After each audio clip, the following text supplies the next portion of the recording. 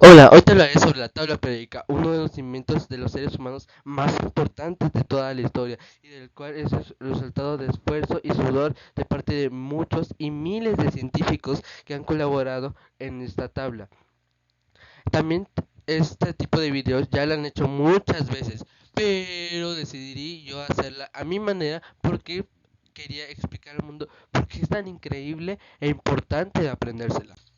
La historia de la tabla periódica es muy interesante, ya que fue creada en 1869 por Dmitri Mendeleev, el cual era un químico ruso que, para aprenderse la tabla periódica mucho más fácil, decidió crear una tabla que tan solo en ese momento tenía 63 elementos. Su función era hacerla más fácil de aprender y a la vez lo hizo en orden creciente de masa atómica. La publicaría y sería una de las más utilizadas y actualmente la que es mejorada, pero Mendeleev no la hizo con el propósito de que se aprendiera, sino que sería el propósito de facilitar el acceso a esta. Pero actualmente es más usada para aprendérsela. Los periodos y los grupos son muy fáciles de identificar, es tan solo clasificar los elementos en filas y columnas, pero cada fila te dan una gran información o periodos como lo quieras llamar. Todos los elementos que están divididos en horizontal te dan una línea exacta. En esa línea exacta podemos saber gran información importante, como que por ejemplo el hidrógeno y el helio son los únicos dos elementos que tienen una órbita. De ahí los demás tienen 2, 3, 4, 5 y 6 respectivamente. Cada elemento tiene su propia capa de valencia, las cuales son las últimas orbitales en los cuales puedes identificar los electrones o octeto, como lo suelen llamar todas las personas. Los elementos químicos están clasificados normalmente cuando tú los ves por grandes con dos letras. Algunos llevan una letra, pero ¿sabías que estas letras se derivan del latín? Estas letras, o dos principales letras, son las principales iniciales o letras que vienen del latín, el cual del elemento lo cambian a latín y escogen las dos primeras, como el hierro, el cual en latín inicia con Fe.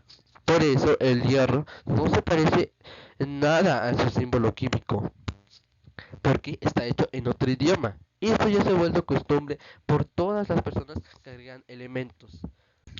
Primero iniciaremos con tipos de enlaces, que es uno de sus principales usos y funciones, el cual, pues, mediante los elementos de toda la tabla periódica, podemos saber que son 118 capaces de unirse. Muchos son no metaloides, no metales y metales, lo cual nos da tres tipos de enlaces principales, los cuales son iónico, que es la fusión de un metal con un no metal, un covalente, que es la fusión de un no metal con otro no metal, el cual se divide en otras tres secciones, que son no polar, polar y coordinado.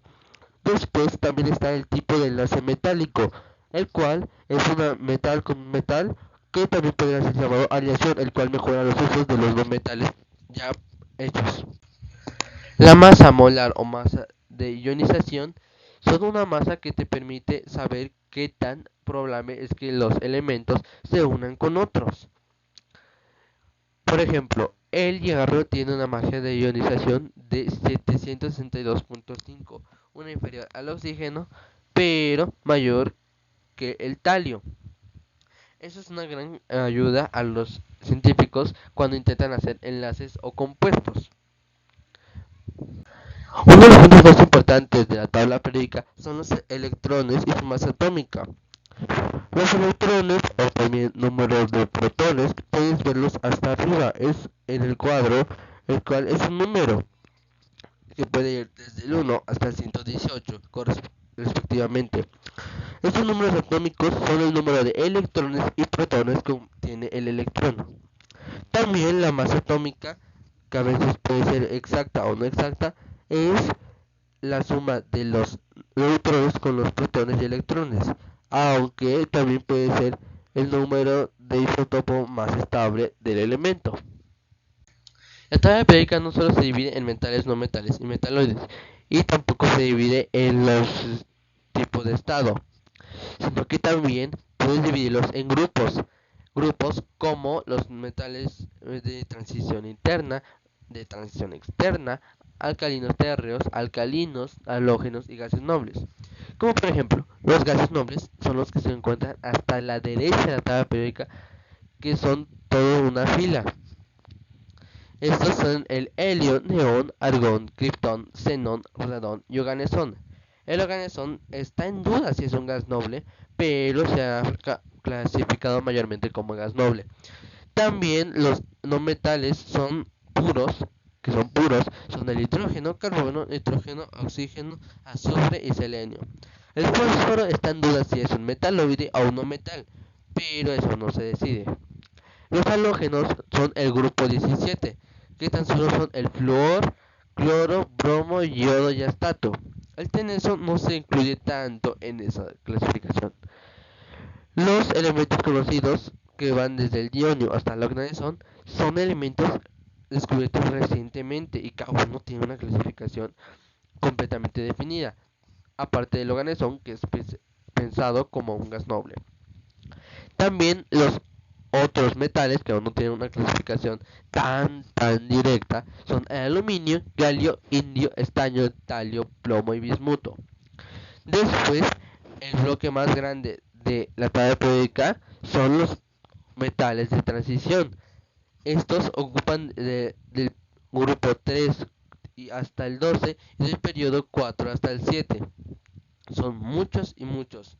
Pero, los metales de transición interna es una cosa completamente diferente a los de transición externa, que los de transición externa son conocidos como la sede de los lantánidos y la sede de los actínidos, o tierras raras como algunos científicos lo conocen.